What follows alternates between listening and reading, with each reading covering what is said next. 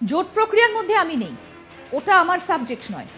তিনি তৃণমূল বিজেপিকে হারিয়ে জিতেছেন। আগামী দিনে কংগ্রেস যেখান থেকে তাকে দাঁড়াতে বলবে সেখান থেকেই দাঁড়াবেন, লড়বেন। জোটের সঙ্গে তার কোনো সম্পর্ক নেই। মঙ্গলবার 30শে জানুয়ারি মুর্শিদাবাদে সাফ জানিয়ে দিলেন প্রদেশ কংগ্রেস সভাপতি তথা কংগ্রেস সাংসদ অধীর চৌধুরী। তিনি বলেন, বাকি অ্যালায়েন্সের কি কথা না কথা, কার সাথে জোট হবে না হবে, ওটার মধ্যে অধীর চৌধুরী অবগত নয়, কারণ এটা আমার সাবজেক্টই নয়।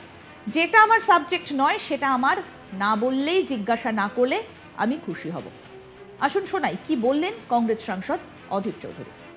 আমি এই জোটের প্রক্রিয়ার মধ্যে আমি তো প্রথম দিনই বলেছি যে আমি লড়বো, বিজেপিকে হারিয়ে তৃণমূলকে হারিয়ে জিতেছি। আগামী দিনে কংগ্রেস আমাকে যখন লড়তে বলবে আমি এইভাবেই লড়বো। এটার সঙ্গে আমার কোনো সম্পর্ক নাই। বাকি কি অ্যালায়েন্সের কি কথা না কথা, কার সঙ্গে জোট হবে বিজোট হবে, ওটার মধ্যে অধীর চৌধুরী সে সম্পর্কে অবহিত নয়, কারণ এটা আমার সাবজেক্ট নয়। যেটা আমার সাবজেক্ট নয় সেটা আমাকে না বললে, জিজ্ঞেস না করলে আমি খুশি হব। প্রসঙ্গত বলি, কেন্দ্রের বিজেপি বিরোধী ইন্ডিয়া জোট নিয়ে প্রথম থেকে কিন্তু অধীর চৌধুরী এবং রাজ্যের মুখ্যমন্ত্রী তথা তৃণমূল নেত্রী মমতা বন্দ্যোপাধ্যায়ের বিবাদ একেবারে প্রকাশ্যে এসেছিল। মমতা বন্দ্যোপাধ্যায় ঘোষণা করে দিয়েছিলেন রাজ্যে কোনো জোট নয়, একাই লড়বে তৃণমূল কংগ্রেস। অধীর চৌধুরীও জানিয়েছিলেন মুখ্যমন্ত্রী নিজেই তো জোট চান না, তাদের যেখানে শক্তি রয়েছে সেখানে একাই লড়বেন তারা। এদিনের অধীরের বক্তব্যে নিজের মন্তব্যই অনড় রইলেন অধীর রঞ্জন চৌধুরী। শুভেন্দু অধিকারী বলেছিলেন ইন্ডি জোটের পিন্ডি চটকে যাবে, সেই সম্ভাবনাই জোরালো হয়েছিল। পশ্চিমবঙ্গে কংগ্রেসের সঙ্গে কোনো আসন সমঝোতার সম্ভাবনা কার্যত উড়িয়েই দিলেন তৃণমূল নেত্রী মমতা বন্দ্যোপাধ্যায়। হাওড়ার ডুমুরজলা হেলিপ্যাড থেকে তিনি এই বার্তাই দেন। কি বলেছিলেন তিনি সেদিন, আসুন শোনাই আপনাদের। কংগ্রেসের সঙ্গে আমার কোনো কথা হয়নি, আমার কোনো কথা হয়নি।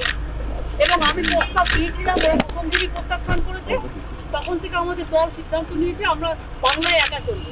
ইভেন ওরা যে আজ থেকে র্যালি করেছে, আমাদের একবার as a matter of country, আমি ইন্ডিয়ার অ্যালায়েন্স আমাকে একবার জানিয়েছে দিদি আপনার রাজ্যে যাচ্ছি না, জানায়নি। সুতরাং আমার সাথে কোনো সম্পর্ক নেই বাংলার ব্যাপারে। অল ইন্ডিয়ায় কি করবো না করবো আপনার ইলেকশন ভাববো। আমরা সেকুলার পার্টি, আমরা বিজেপিকে হারানোর জন্য যা করা হবে। কিন্তু এখন কোনো চর্চা নেই, মিথ্যে কথা, অ্যাবসলিউটলি রং। মিথ্যেটা আমি বলবো না, বলতে অ্যাবসলিউটলি রং। কোনো কাগজ এটাকে নিয়ে পলিটিক্স করছে, এটা রং। জোট প্রক্রিয়ার মধ্যে আমি নেই, ওটা আমার সাবজেক্ট নয়। তিনি তৃণমূল এবং বিজেপিকে হারিয়ে জিতেছেন। আগামী দিনে কংগ্রেস যেখান থেকে তাকে দাঁড়াতে বলবে সেখান থেকেই তিনি দাঁড়াবেন এবং লড়বেন। জোটের সঙ্গে তার কোনো সম্পর্ক নেই। মঙ্গলবার 30শে জানুয়ারি মুর্শিদাবাদে সাফ জানিয়ে দিলেন প্রদেশ কংগ্রেস সভাপতি তথা কংগ্রেস সাংসদ অধীর চৌধুরী।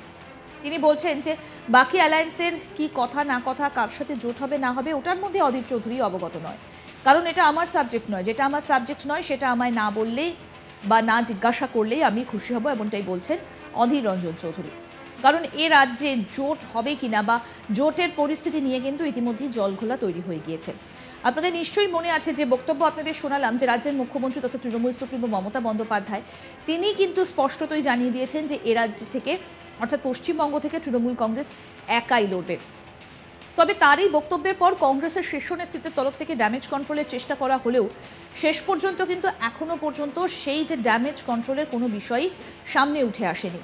কারণ যেটা বলতে শোনা গিয়েছিল, রাহুল গান্ধী যেটা বলেছিলেন যে মমতা বন্দ্যোপাধ্যায়ের সঙ্গে কথা হচ্ছে এবং সঠিক সময় জোটের সমীকরণ সম্পর্কে মানুষ জানতে পারবেন, এটা কিন্তু একেবারেই উড়িয়ে দিয়েছিলেন মমতা বন্দ্যোপাধ্যায়। তিনি বলেছিলেন যে না, কোনো কথা হয়নি এবং তারা একটা সময় দিয়েছিলেন কংগ্রেসকে, এ রাজ্যের কংগ্রেস নেতৃত্বকে, যে জোটের বিষয়ে তাদেরকে জানানোর জন্য।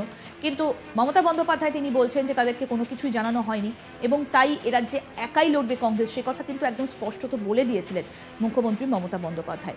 অন্যদিকে প্রদেশ কংগ্রেস সভাপতি অধীর রঞ্জন চৌধুরী, তার সঙ্গে কিন্তু তৃণমূল কংগ্রেসের বিবাদ আজকের নয়, দীর্ঘদিনের।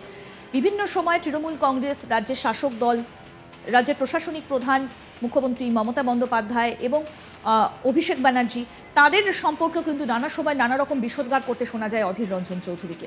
এবং তিনি বলছেন যে তিনি বিভিন্ন সময় বিভিন্ন রাজনৈতিক দলকে হারিয়ে তিনি জিতেছেন, তাই কার সঙ্গে কার জোট হলো, কোথায় কার অ্যালায়েন্স হলো, সেটাতে তার কিচ্ছু যায় আসে না। তাকে দল যেখানে দাঁড়াতে বলবে তিনি সেখানেই দাঁড়াবেন এবং সেখান থেকেই তিনি লড়াই করবেন। তার বোঝার বা জানবার বিষয়ই নয় এই জোট, এবং তাকে যেন এই বিষয়ে প্রশ্ন না করা হয় তাহলে তিনি খুশি হবেন, এমনটাই বলছেন অধীর রঞ্জন চৌধুরী। আসুন আরেকবার শোনাই আপনাদের কি বলছেন অধীর রঞ্জন চৌধুরী। আমি এই জোটের প্রক্রিয়ার মধ্যে আমি তো প্রথম দিনই বলেছি যে আমি লড়বো, বিজেপিকে হারিয়ে তৃণমূলকে হারিয়ে জিতেছি। আগামী দিনে কংগ্রেস আমাকে যখন লড়তে বলবে আমি এইভাবেই লড়ব। এটার সঙ্গে আমার কোনো সম্পর্ক নাই।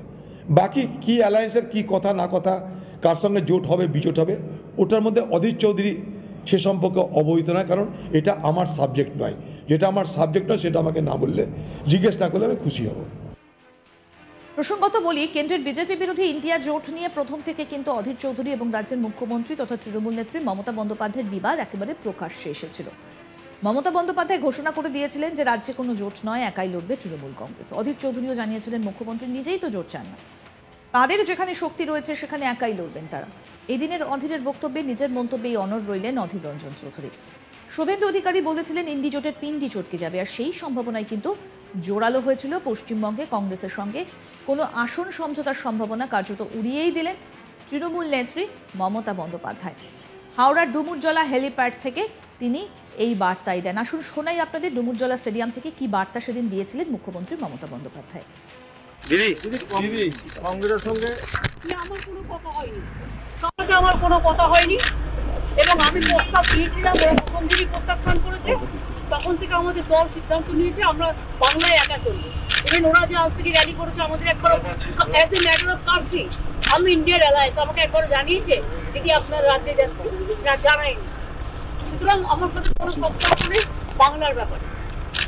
অল ইন্ডিয়ায় কি করবো না করবো আপনার ইলেকশন ভাববো, আমরা সেকুলার পার্টি, আমরা বিজেপিকে হারানোর জন্য যা করা হবে। কিন্তু এখন কোনো চর্চা নেই, মিথ্যে কথা, অ্যাবসলিউটলি রং। মিথ্যেটা আমি বলবো না, বলতে অ্যাবসলিউটলি রং। কোনো কাগজ এটাকে নিয়ে পলিটিক্স করছে, এটা রং।